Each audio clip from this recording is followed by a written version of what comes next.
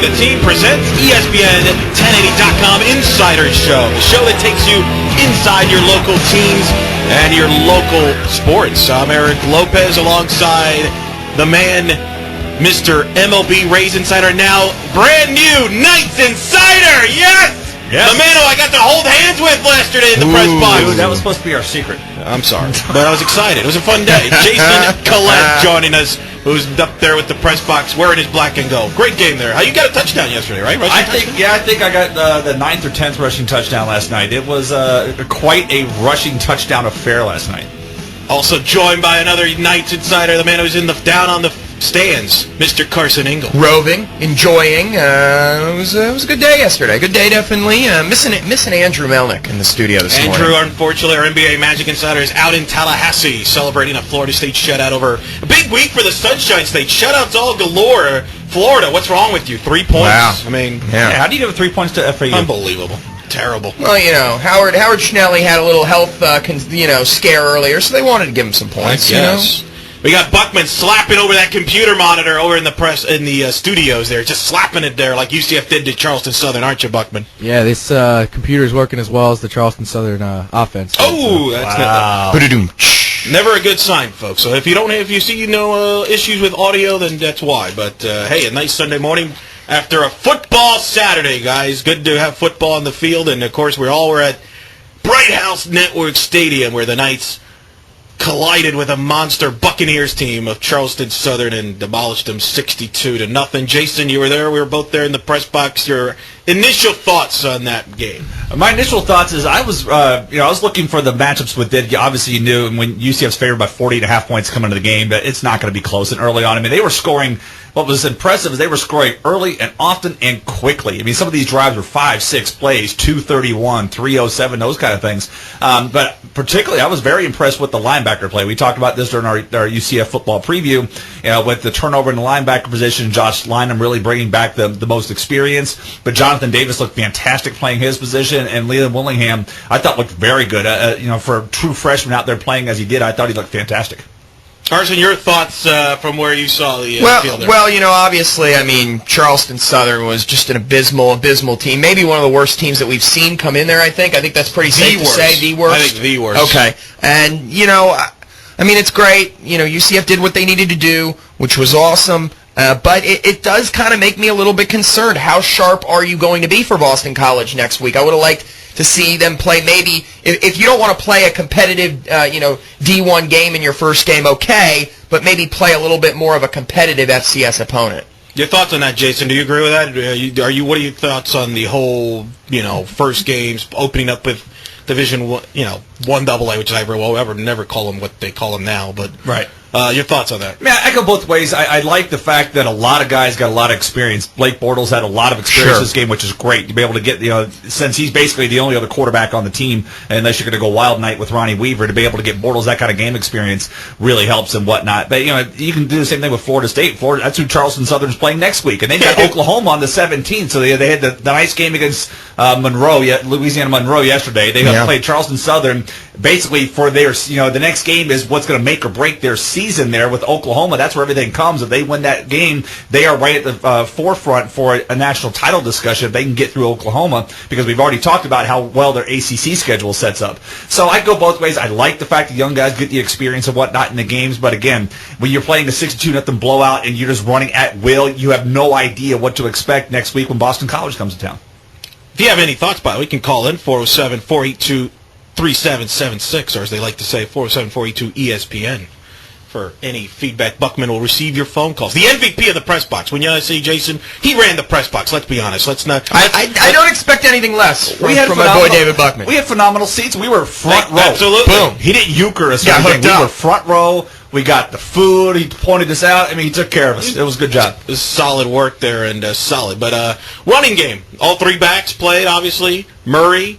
You got Buck. What jumped out? It looked like to me Harvey was the tentative of the one. Agreed. I think he's going to lose carries as the year goes on. I think he's a distant third.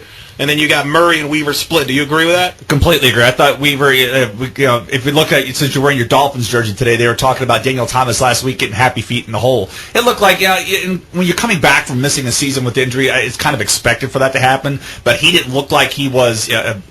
O'Leary often talks about hitting the hole too quickly and not letting the holes develop. Well, he looked a little bit of happy feet going into some of those holes. I thought Weaver ran the ball very well. Obviously, Murray, it looked like he was running through aisles like a supermarket aisle. I mean, the holes were huge last night. But he talked about after the game and the post game about running with the pads too high. I think right there he was talking about pretty much Harvey. He was doing that quite a bit. And he wasn't that happy with the running backs. No, he said pretty much that everybody was running with the pads too high and whatnot, and that would be a concern against tougher components. So that's something they're going to work on this week and whatnot. But be able to get all those guys rotation and pretty much anybody wearing a number in the 20s or 30s last night got a carry. It was a heavy running game, especially when you see 8 rushing touchdowns as they did. Break a school record they set against Memphis in 2007. Now, a couple notes from the game. Nick Peischel did not play. Right. O'Leary announced after the game. It turned he got banged up during practice. They decided to keep him out of the game. Obviously, it didn't matter in this situation. You mentioned the offensive line, though. That's what they're talking about. They're very deep, too deep. Torrey Wilson got the start, played well. Your thoughts on the offensive line? You look at the left tackle in position. That's where it's a concern when Peichel's not out. The depth is there, but you're taking a step down in talent. Peichel's just that good, and that's a key position, especially with Godfrey's blind side and how good BC can be on defense. This is a team. It's going to be important next week. This is a team that was number 1 in the nation in rush defense last year, and when your bread and butter on your offense is your rushing attack, that's where it's going to be the rub against BC. So you have to have that line at full strength and be able to open up those holes for whichever running back is back there, and to give Godfrey time to do some play-action passing. I think that's where they're going to benefit against BC. I'm kind of interested. What do you guys think about Quincy McDuffie's status? Is that just a minor? He's fine. Yeah, O'Leary said it was a TV game, so right. Yeah. So I heard a little drama there. He seemed to be fine. I think they got pretty healthy out of that game for the most part. That's fine. But the one thing, I don't think special teams was that sharp last night. They had the fumble and the punt. Right. There was a couple of knuckleball punts. I mean, it looked like I don't know if it was intentional, but those punts by Charleston Southern looked like a Wakefield knuckleball. And Josh Robinson handled the first 2 like most catchers handle a knuckleball, muffed one of them and whatnot. So special teams didn't look that sharp last night. So we'll see where that comes against BC. But again, some of those kicks were really short. Knuckleball punts is really tough to get a good gauge on it. But I thought some of the judgments on catching some of those balls needs to be improved. Defensively sharp, only gave up 1 first down in that first half. I think you had that weird stat where they had 13 minutes of time possession with 3 first downs through 3 quarters. They didn't get their second first down until about 7 minutes left in the third quarter. Yeah. It was really strange because they had the ball for over 23 or 24 minutes for the entire game, and yet only had 6 first downs. I've never seen something like that. It's just really strange how they did that. But the defense did look very good. Again, like I said, Jonathan Davis, excellent pressure off the outside corner. They really didn't get to the quarterback that much, but again, you're hiding most of your playbook. You're only running basic stuff. Yeah, it was a very vanilla game. Exactly. They don't want to show anything to BC. I want to say they called maybe 12 plays. It didn't look like they were calling that many plays. So you're pretty much hiding your playbook because you don't need to use most of it. And when you can pitch a shutout at home like that, it's always great. Now, I was glad to see Josh Robinson get a pick 6 there because I think that's just good for his any sort of award accolades he's going to come up with to kind of get a garbage pick against an inferior team. We'll pat the stats at the end of the season. Oh yeah, pick 6s are always great. You look at the end of the season, nobody knows who they came against. You just see it at the end of the season, and that was an example where they got pressure on Davis back there in the pocket. He made a poor throw, and Robinson jumped the route and took it to the house. That's right, Buckman. You got your hand up. Just 1 minute. 1 minute. Okay, I got you. Very good. We're getting signs here. We got the people inside are giving me signs. We're mixed signals here. We're trying to audible here. We're trying to get the computer. The computer had a big tailgating last night, ladies and gentlemen, and so we're working on the audio clips. Big tailgating. Carson, you were out there in the stands. 39,000. The announced crowd. Did that look like a 39? I thought so. I thought it was a decent crowd. For a first game against an opponent that no one would really care about, and I think everyone sort of expected somewhat, close to what the result that we got. So I thought it was a pretty good crowd out there. I missed the beginning of the game. So did a lot of people. Yeah. I mean, I was there, but I didn't make out the Unite. How did the Unite? I couldn't tell either. The players did it down the sideline. I saw the players all put their hands up. I can't tell you. I was told because you guys had a probably pretty good vantage point. Yeah. They did not, from what I was told from sources afterwards. They have kind of put the kibosh on the whole holding hands. Okay. They will still do that little salute, but they did not really encourage the holding hands because they knew that was going to get booed off. But the players did it, and I thought that was nice to see.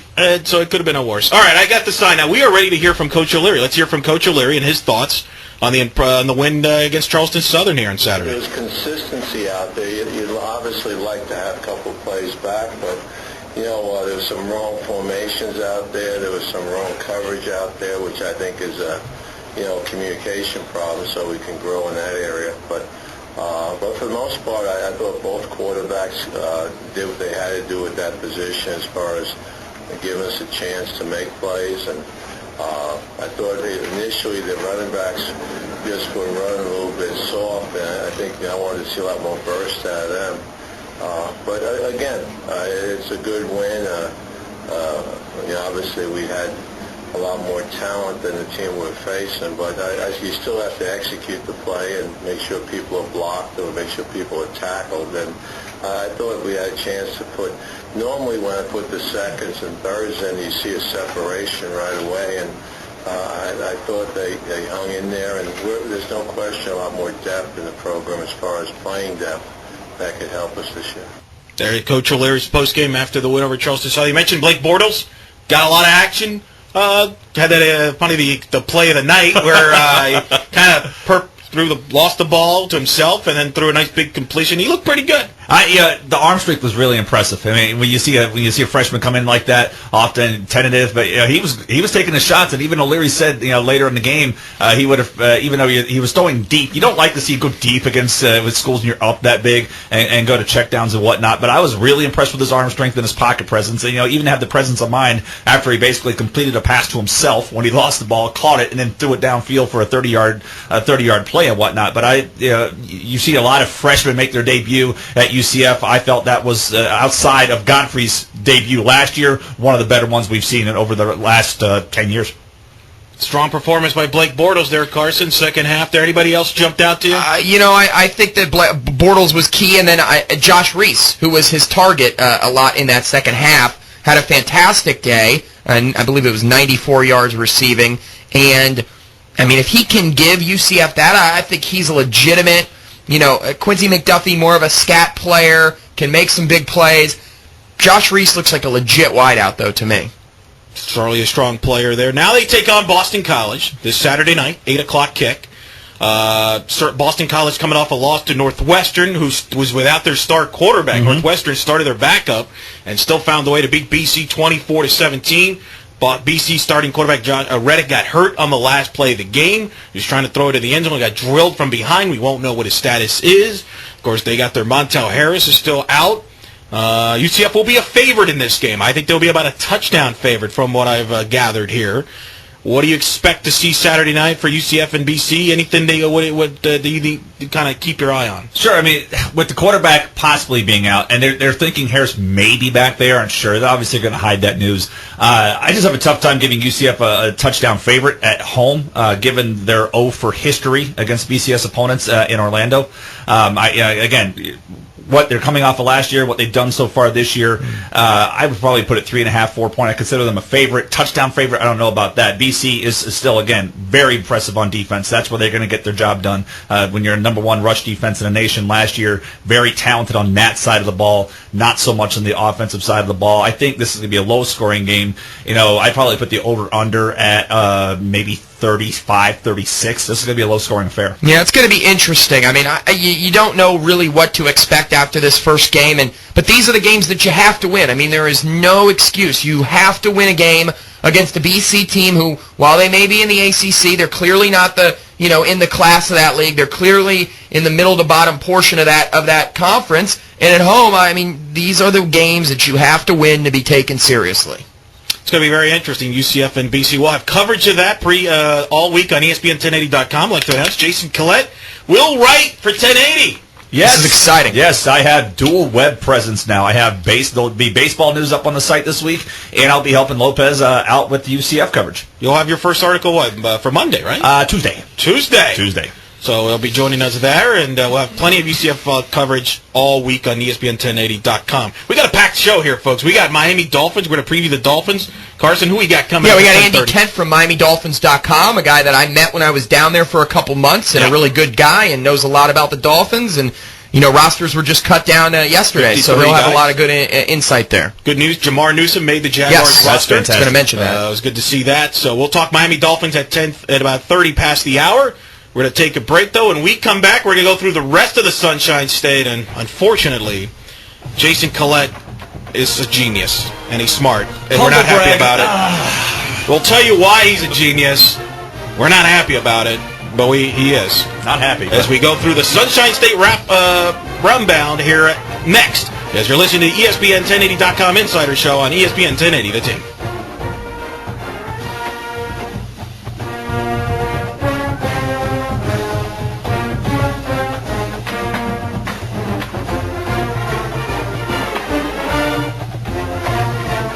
Are you ready for the most outstanding deal in golf? The Alliance Club and Gold VIP membership plans have combined. Marriott's Gold VIP membership offers an opportunity to now play 5 of the top courses in Orlando, all for a very low price. The Marriott Gold VIP membership offers prime golfing experiences at the Marriott managed properties. Join today for just $75 until the end of the year and get a free round of golf. Have access to Grand Pines, the Faldo Golf Institute, Falcons Fire, Metro West, and Hawks Landing for prices as low as $29. No matter which course you choose to play, Gold VIP members also receive discounts for practice and inside the pro shops. Also receive unlimited daily play specials and rewards benefits. Marriott's brand new Gold VIP membership program is the best deal in town. Log on to MarriottGolf.com, Florida Course Directory, or call the participating pro shops at Grand Pines, the Faldo Golf Institute, Falcons Fire Golf Club, Metro West Golf Club, or Hawks Landing Golf Club to sign up today. This is why we love sports. 5 seconds left to Whitberg. Whitberg tries about a 30-footer. No good, step back. Lorenzo Charles, safe. Lorenzo Charles slams it in. A missed shot from 35 feet. Lorenzo Charles grabbed it, stuffed it back in. The Cinderella team has done it. The glass slipper fit. The Wolfpack has won the national championship. ESPN 1080, The Team.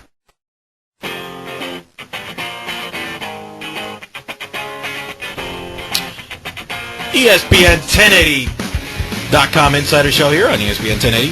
The Team, Eric Lopez alongside Jason Collette, your MLB and Rays Insider, now Knights Insider. We'll be covering games all year long with us here on ESPN 1080. Carson Ingle, Knights Insider as well. David Buckman, he's his own Knights Insider, but for different reasons. He's our producer, and of course, the People's Insider, who will be responsible for uploading the show now, where you can tune in on YouTube across the globe. You can hear what Jason said a week ago as proof that he did call South Florida going into touchdown Jesus and knocking off the Irish in a game that was so shocking that even Mother Nature did not want it to happen. That's turnover Jesus for you guys. That's the crazy thing. I mean, I called it because Notre Dame is Notre Dame. Every time they're pumped up in the preseason, they blow it. And then people consistently underrate USF. And I mean, as a UCF guy, you know I hate them. You know I want them to lose by 30. But I saw this. The writing was on the wall for this. And what really kills me is Notre Dame gave them this game. This is, gave literally. When you look at it, and I was telling you guys before the show, Notre Dame had 508 yards of total offense, twice what USF had. And they scored 20 points. And you look back at the NFL, because there's no way to do this for NCAA, but you look back at the NFL, 15 times in the history of the NFL has a team put up 500 or more yards and scored under 21 points. And that's exactly what Notre Dame did yesterday, because they turned it over 5 times, 3 times in their own red zone. Inside the 5. Yeah, inside the 5. One time in the ear hole of a receiver because the guy didn't turn around and look for the ball. I mean, when you can't do that against anybody. And I know USF seems to have like this golden horseshoe they carry around with them in September when they're able to pull out these kind of games. But you look at it statistically, take away the turnover, you're thinking that game's a 47-13 blowout. But when you turn it over 5 times in your own red zone, 3 times in your own red zone, one of them was a fumbled punt that gave USF the ball, and they're on the 16. It's one of these things where it's unbelievable that snowballed. And then you're Notre Dame, and now you got to go to the big house and play at the first night game. They could open up the season 0-2. They really could, and that would be a big disappointment. Yeah, I always, I never had a problem with Notre Dame. So when other people would really rag on them, I always tried to defend Notre Dame. Yeah. I'm sorry, Notre Dame. That's over. For what you did yesterday to me, you're done. You're dead in my eyes. No more Golden Domers. DTM, baby. Christ was more like Christ, right? I mean, that was to set the tone. That opening drive, they drove it beautifully. They moved the ball all day, but that fumble return, 99 yards, 14-point swing, really set the momentum. And B.J. Daniels did not beat himself. He was the one that kept the play to the system, threw a nice Tim Tebow-like touchdown pass that really put him up 23-7. Notre Dame switched quarterbacks, but it was too late. I mean, South Florida, opportunistic defense. They got playmakers. Very good with interception. Yeah. And I think they're a BCS quality team. Skip Holtz had that team prepared.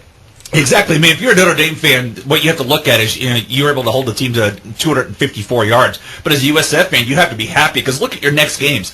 Ball State at home, Florida A&M at home, and then UTEP, who almost lost to Stony Brook last night in their home opener. So those are your next 3 games. So here we are again in September. USF is probably going to walk out 4-0, top 25 again. Easily. Right there, their big game is the end of the month at Pittsburgh. That's where it's going to change because Pittsburgh's one of the teams. And Pittsburgh struggled with Buffalo. Yes. So this is it's really one of those times where here it is. It's like the same story every year. USF opens up hot, gets ranked, and then blows some game in October. Right now, it's setting up for them very well right now. If they can get their red zone offense together, get a little more consistency offensively, don't be surprised if they kind of go like 2007 where they go undefeated for a while here. They've got the talent. B.J. Daniels is a guy that you saw him when they beat Florida State. He's a very talented guy. Darrell Scott, I think he's played for every college in this country, but he's there and he's talented. This is a guy that was the #1 running back recruit when he first went to Colorado. So, I mean, the talent is there. You got to see how the receivers going to come together. But that defense, again, opportunistic, created the turnovers, gave up a ton of yards, could not cover Floyd last night, could not cover him at all. But still, you got the turnovers when they had to get them, and that's how you win games. They get West Virginia late, so they're going to have the opportunity to put up wins. I mean, that's the last game of the year for them. It pains all of us to say this as UCF people. It's we terrible. hate it, but it's then again, Notre Dame getting taken down, it's one thing, but it's good for the state. It's not going to be a good year for pro football. We've talked about this. We said maybe there's not going to be a team that's going to be over 500 in the state. We'll talk more in a minute with the Dolphins, but it's going to be a really good year for college football for the state. They've met their last 3 wins for South Florida.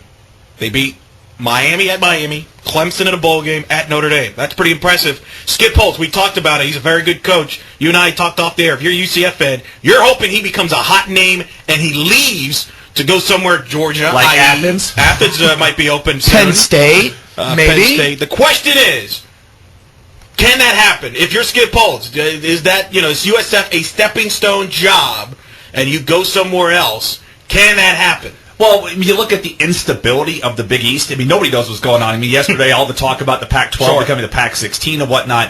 When you look at the instability of the conference, the only conference that's not unstable is the SEC. If Athens, Georgia calls the USF office, hey, Skip, we want to chat, you have to answer that phone call. And the reason why we're talking about this, Georgia just lost handily to Boise State. That gives them back-to-back losses against non-BCS teams. Now they have to play South Carolina next week, so that could easily open up the season 0-2. And this was a guy that most Georgia fans wanted fired after the season, so that's going to be a job opening, a very attractive job opening to somebody like him, maybe Gus Malzahn. If Gus Malzahn's offense got into Georgia and he could pull in the type of offensive recruits, it could be a very quick turnaround for the Bulldogs. Certainly, to say the least. A quick word on the Gators and the Noles here before we go to break. Both teams took care of business. Florida State shuts out Louisiana Monroe 34-0. It was a game that they were never really threatened. They were up 17-0 at the half. Manuel threw 2 touchdowns. Florida won 41-3, over 500 yards of offense, and Charlie Weiss as the offensive coordinator's debut. Will Muschamp in his debut, but Brantley 2 interceptions there is a bit of a concern. Rainey and Demps look good, healthy. Your thoughts on any of that? I think it was good to just see the Gators because no one knew what they really were going. Muschamp closed the practices. We didn't know what Charlie Weiss was really going to institute there. I know it was FAU, but, on offense, I mean, they look like they could do some things. Yeah, we talked about there, we previewed them with the new offense. That's 3 different coordinators and whatnot. When you change a system to go from the wide open, the Myers spread to Weiss's system, you're going to have some struggles early on. So Brantley throwing 2 picks doesn't surprise me with that. But to be able to put up the yards like that definitely helps. And with Florida State, clearly they were saving their playbook for Charleston Southern this weekend. Absolutely. As they go for back-to-back shutouts before the big game against Oklahoma. Oh, by the way, so that's your roundup in the state. We're going to take a break, and when we come back, we're going to talk a little Miami Dolphins, aren't we, Carson? That's right. Andy Kent from MiamiDolphins.com to join us here. That's coming up next. You're listening to ESPN1080.com Insider Show on ESPN 1080, The Team.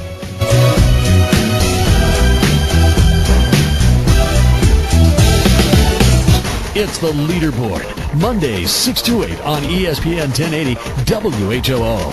This is where the pros come to talk. Hi, this is Boo Weekley. Hi, this is Jim Furyk. Hi, this is Rocco Mediate. Hi, this is Trevor Immelman. Hi, this is Zach Johnson. Hi, this is Woody Austin. Where the pros come to talk about their game. Live from Celebration Town Tavern. Hi, this is Corey Pavin, 2010 Ryder Cup captain. Listen to the leaderboard Monday evenings, 6 to 8 p.m. right here on ESPN.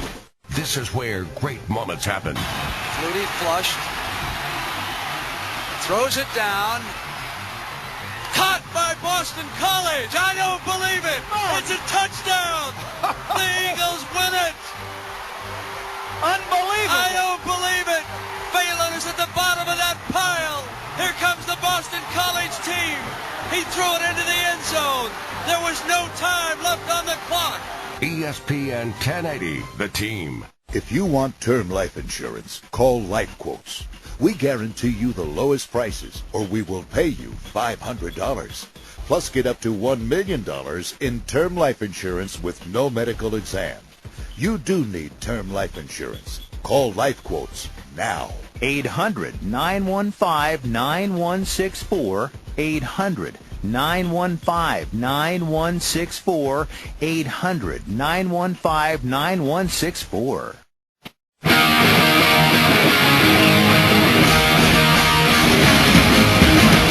Welcome back to ESPN 1080.com Insider Show at ESPN 1080 The Team. Eric Lopez, your Knights Magic Insider, alongside Carson Ingle, Knights Insider, Jason Collette, MLB and Rays Insider, but also UCF Insider, David Buckman, our producer, People Insider, loading up content as we speak. Jason, where can they reach out to you, the audience? They can reach out to me on Twitter, at Jason Collette. That's 2 L's, 2 T's, and a silent E at the end as we get my email address set up, as the website will be changing here in about 10 days. Ooh. So we will have that put through. So in the meantime, find me on Twitter. It's the best way to get a hold of me. Carson, where can they reach out to? I guess Twitter, we'll go that. C.A. Ingle, I-N-G-L-E.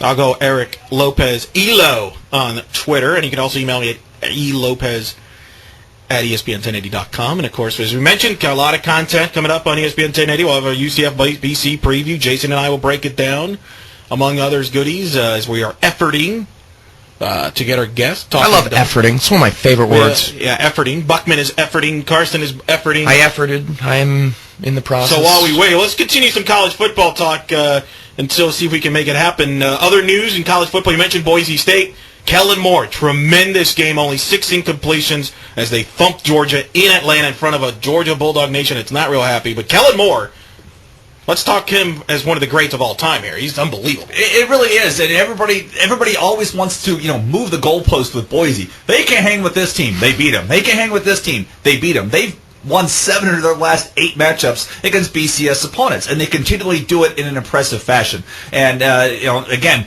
all the pundits were picking Georgia to win this game. They're playing in Georgia's back in Georgia. This is a long trip. Last time Boise did this, they got thumped by the Bulldogs. Different team, different era, different result, and it's exactly what Boise did. And this was their big game. You look at the rest of their schedule, just like we talked about earlier with USF.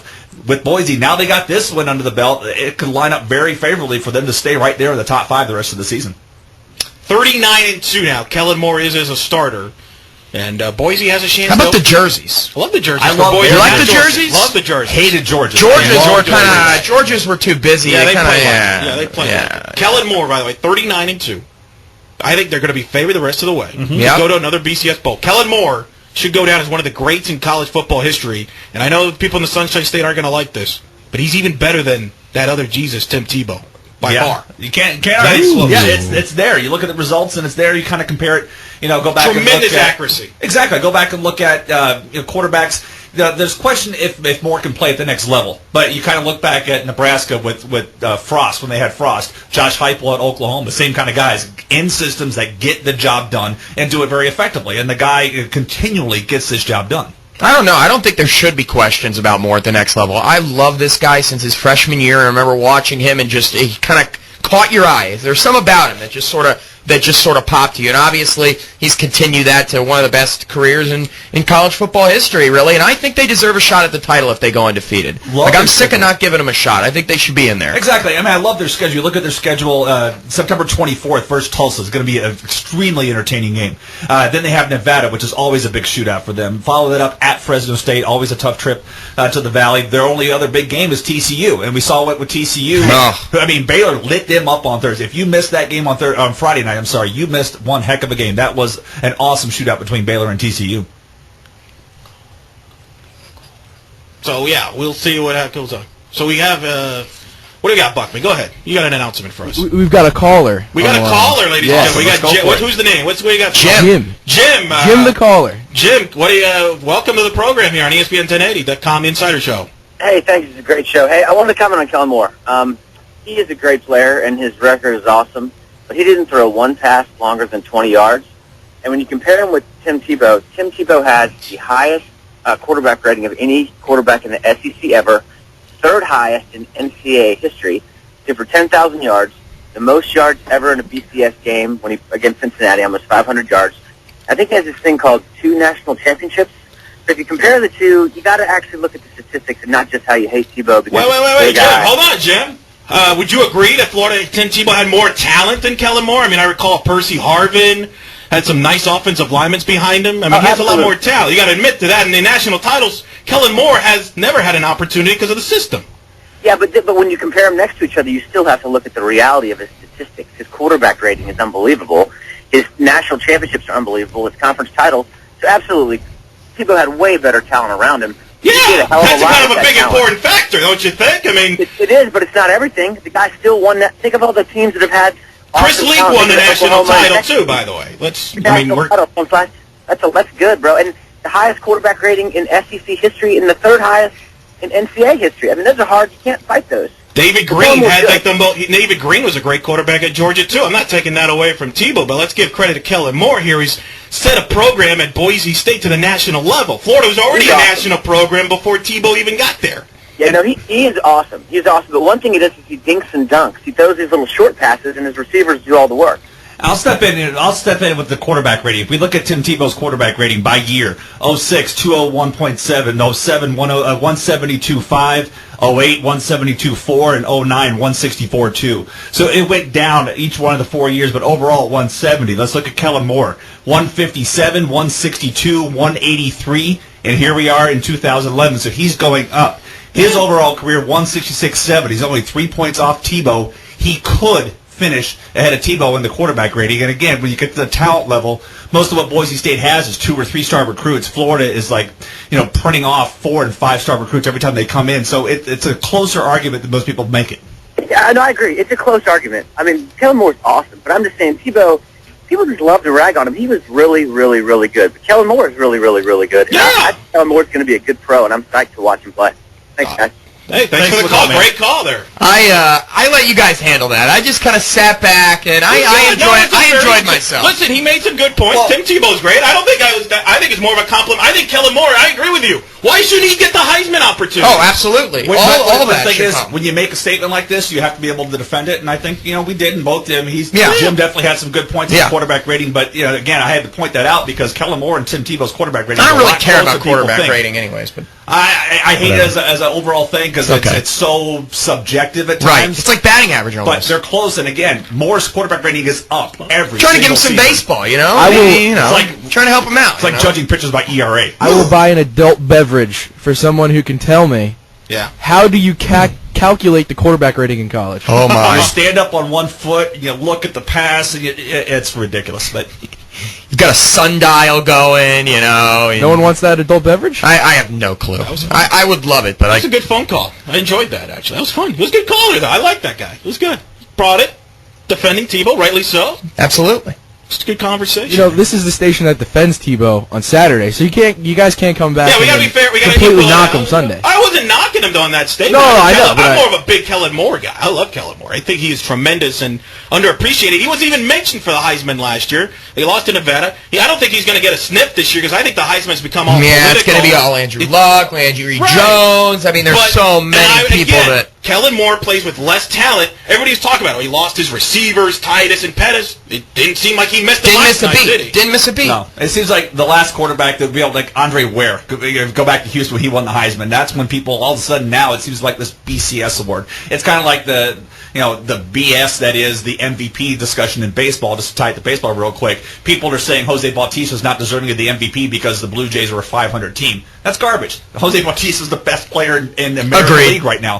So that's how the same thing with the Heisman Trophy goes. We'll see with Moore. As long as he's up there and they keep winning games like this, sure, he didn't throw a pass longer than 20 yards, but that is the Boise system. He doesn't have to throw it that deep. If By the way, receiver's open, I will say this, it wasn't like Tim Tebow was chucking it down the field. I remember a lot of screen passes to Mr. Harvin and company. Exactly. And that's what the offense is. Yes. So that's what the offense is. If you play within your offense, again, as I pointed out with Heupel and Frost and whatnot, if you play within your offense in college, you could be extremely successful. Absolutely, but we'll see. That's good. I enjoyed that. That won't be discussed on round 3. Maybe it will be. No, well, I don't think so. I do remind audience that we'll have another episode of round 3 this week on ESPN1080.com. That's your MMA news and notes. Little promotion there. All right, so we're not. What's no Dolphin talk? I think. I guess not. Let's go on college football. So we're just. So what happens to me when I get guests? It's just I know. No respect. It's our first guy that's not joining us. Yeah, respect that too. Our perfect record's out. Other notes: LSU thumping Oregon. I was disappointed. I know you are because you lost your national championship. I did. It's gone already. I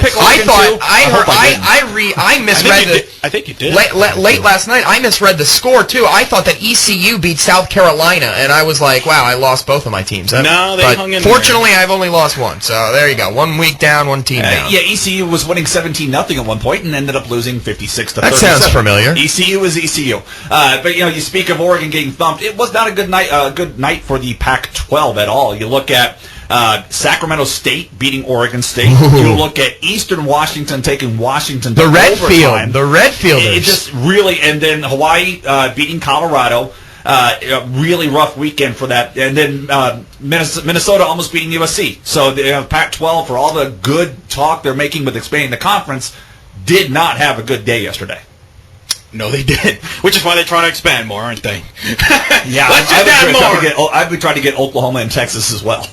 Yeah. But LSU looked good, beating Oregon pretty good. Oregon shut down in the running game under 100 yards. LSU's strong. I mean, I was wrong about LSU. I thought Jared Lee didn't do much, but he doesn't have to. They got a lot of talent that defense. I mean, that's what the SEC is going to be this year because they lose quarterbacks. That spot is as weak as it's been in the SEC, I think, in recent years. Agreed. But the defenses are absolutely unbelievable, and so that's going to be kind of what you see out of that league from week to week, I think. Oh, speaking of deep, what about Auburn yesterday with that game against Utah State? That was, if I'm a Utah State fan, I'm looking for a big bridge to jump off today. I mean, you have a 10-point lead with 4 minutes left, and you give up 2 quick scores like that, especially on that onside kick. But I mean, Utah State had their way with Auburn. I mean, you're coming off a national title and then look that bad against a Utah State team that is terrible, not that great. So it'll be interesting to see what happens in Auburn. I mean, everybody's calling it kind of a rebuilding year, but I don't think. I think it'll be a rough year for some teams that are lower down there in the SEC. A team like Kentucky, which struggled, with Western Kentucky on Thursday. You've got Ole Miss that lost to BYU. Actually, BYU came back and won that game very late. Yeah, but still, I mean, I think that those teams normally, I think that they would dominate those opponents, and so there might be a little bit of a drop-off there at that bottom level of the league. Does the SEC get their 6th consecutive national title? Yeah, probably. I wouldn't bet against it, I'll tell you that. The system, they're going to get one in there, so, I mean, the system sets it up that way. Yeah, we'll see where it goes. And then, locally, again, for Conference USA, it's an interesting weekend. Today, Eastern Division foe Marshall takes on West Virginia. And that's a big game because now you can't burn couches in West Virginia anymore. You get a $1,000 felony charge if you burn a couch.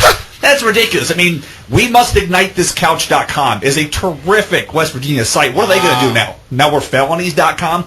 And what are they going to do? And then SMU is Texas A&M.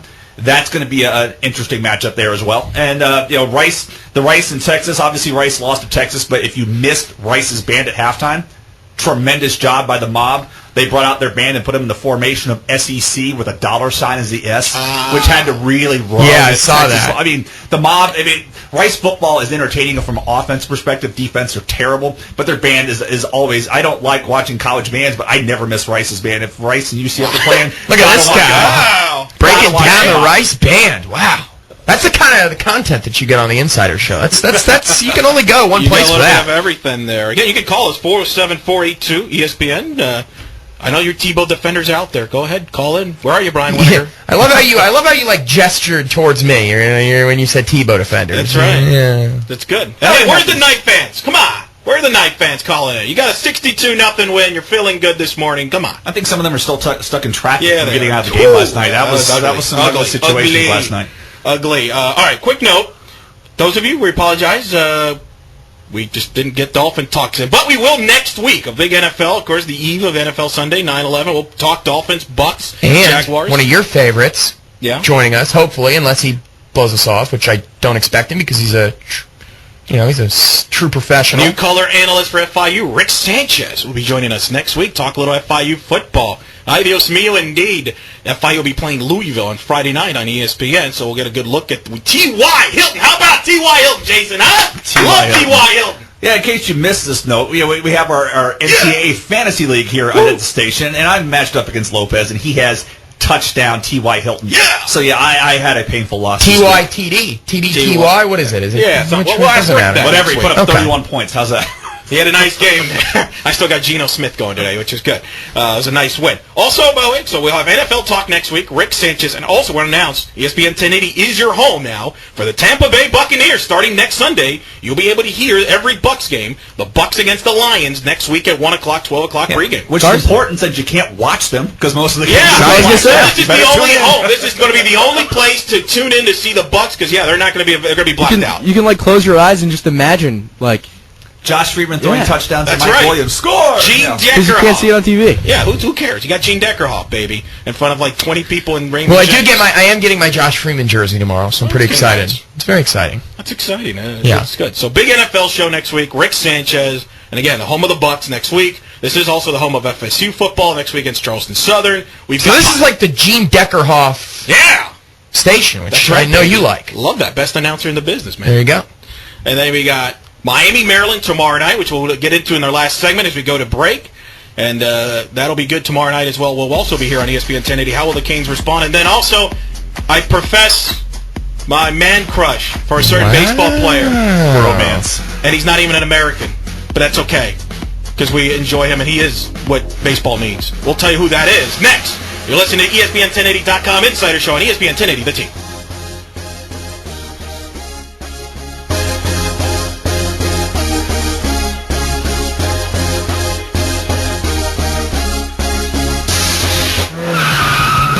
ESPN 1080 The Team now has the only local NASCAR show in Central Florida. Join racing enthusiast Stu Smith and veteran sports broadcaster Tracy Dent for Track Time every Friday from 6 to 7 p.m. Brought to you by Orlando Dodge Chrysler Jeep. The show features driver interviews, current rules discussions, the past week's racing happenings, and the coming weekend starting positions. Join Stu and Tracy for Track Time every Friday 6 to 7 p.m. Sponsored by Orlando Dodge Chrysler Jeep. There is no stronger radio voice in the state of Florida than Genesis Communications. With the state's most powerful news stations on the West Coast and on the East Coast, Genesis has a unique position of reaching residents and travelers on all major arteries. From Tallahassee, Jacksonville, Orlando, Tampa, Naples, Palm Beach, and everywhere in between, Genesis Communications is a powerful tool for any message. Whether it's in advertising, branding, political, or public service campaign, Genesis is the best place for reach and frequency. With the political season now underway, more and more people are making appointments tuning in to listen for news and information programs. Genesis has the powerful position with large coverage areas. Contact Genesis Communications at 813-281-1040. 813-281-1040 for a powerful political or advertising campaign. Genesis Communications, leading the way to the 2012 election. Dear Mom and Dad, well, the Army has finally seen fit to give me some time off, so I'm writing to tell you that I'm doing fine over here. And Mom, since you asked, if anyone wants to help, just tell them to contact the USO. You can't believe how much they do for us. With love, your son Michael. The USO depends on the generosity of the American people. To find out how you can help, visit us at USO.org. The USO, until everyone comes home.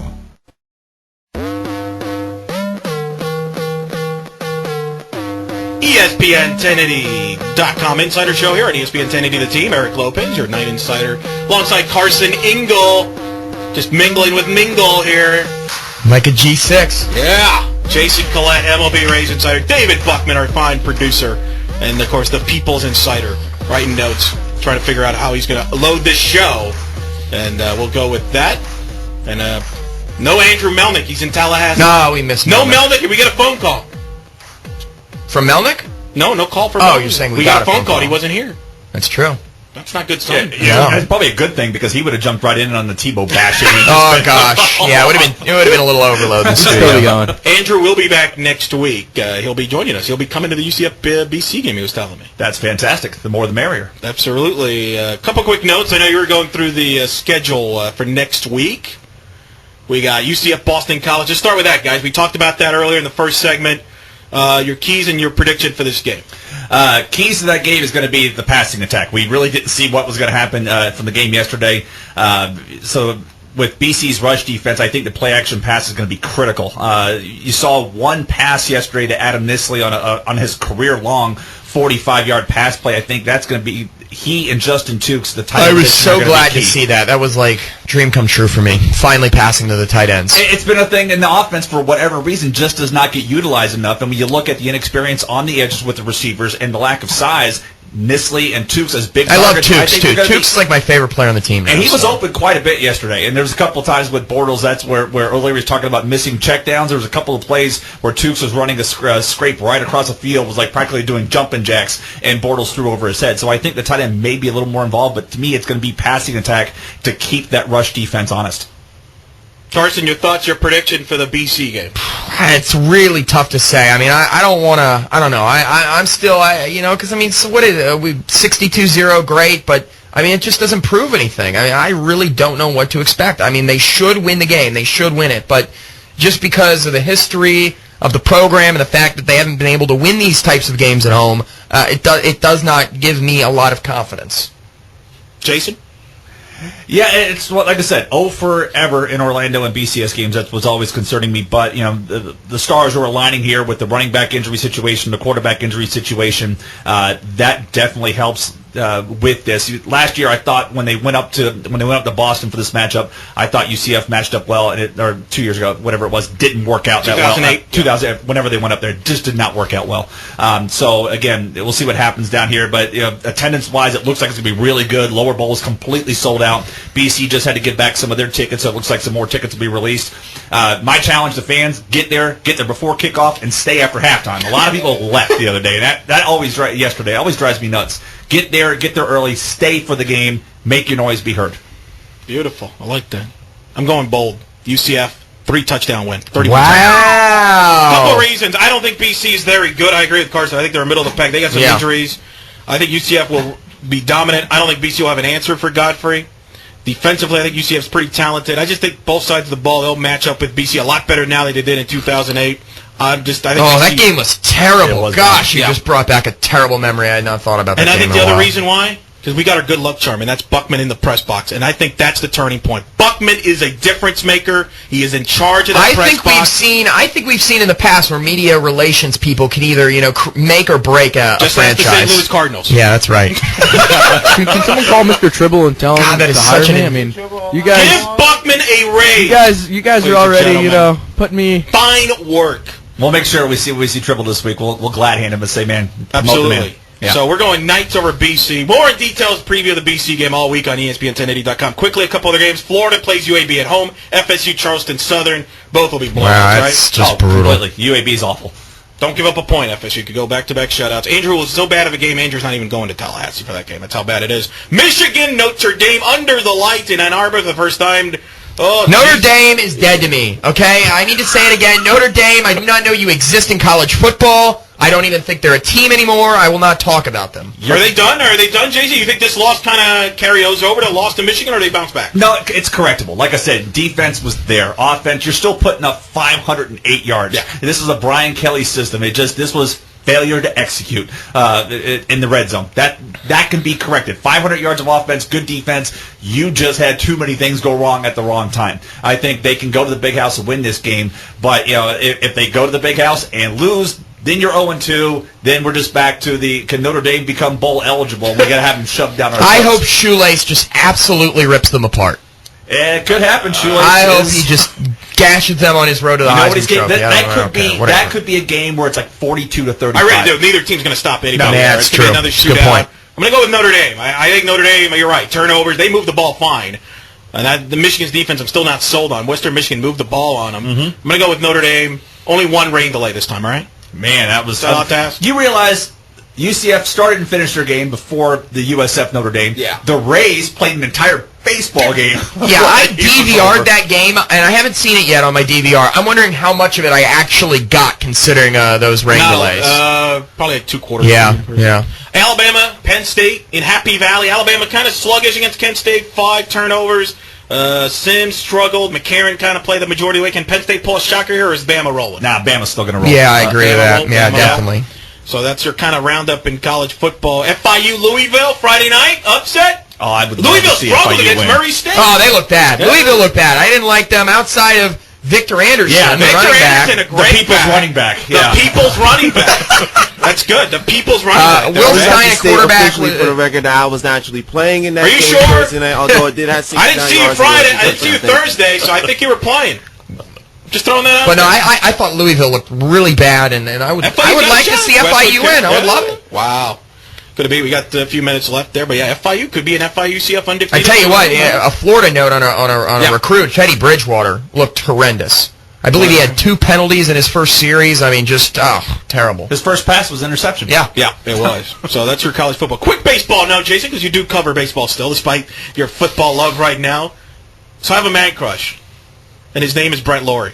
I can't admit it. Ah, jeez. But as I always say about our dear friend Eric Lopez, it always comes back to softball. We have and a great again, family tie-in. team. Danielle Laurie, great pitcher, of course, led the University of Washington to a national title in softball, and of course pitched for the USSSA Pride. But Brett Laurie's a heck of a player, and it's not just because I have him on my keeper in Dynasty League, but he is tearing the ball off, and I like that Toronto lineup with Colby Rasmus, Brett Laurie. Good job, Cardinals. Thank you. Jose Batista. Again. That's a nice lineup. But tell us about Brett Laurie. Am I crazy to think that Brett Laurie can be a better player than Evan Longoria as a hitter? Nah, no. You would not go that far. I would not go that far. But Brett Laurie, to be full tilt, is a good guy.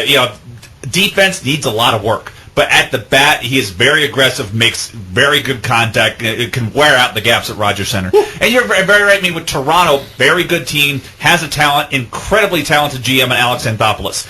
He's getting some money. He's making the right moves. It's just when you're in that AL beast, it's really tough. If they were to open it up, I would seriously consider Toronto a playoff contender if there were 2 wild cards for next season. You were very excited to say Alex Anthopoulos.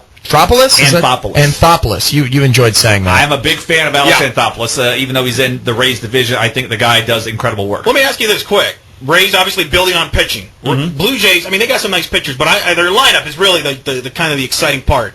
I mean, which one's going to be the more successful here? Pitching. That's where Rays still take the Rays. And that's where Anthopoulos, when he gets in, he's got to work with the farm system to get them developing more pitching. Ricky Romero has been fantastic for him. Trading for Brandon Morrow has helped. But within their system, they've just had a horrendous time developing pitchers. I mean, take away the Roy Halladay pushed back, but in recent years, it's just been problematic for them. But that's where they've got to get the key. They've got the bats. They need to find the pitching. It's probably going to have to come from a trade, but they've got the balance to be able to do that. And getting rid of that albatross of a Vernon Wells contract really helped. That was $76 million they freed up off the payroll.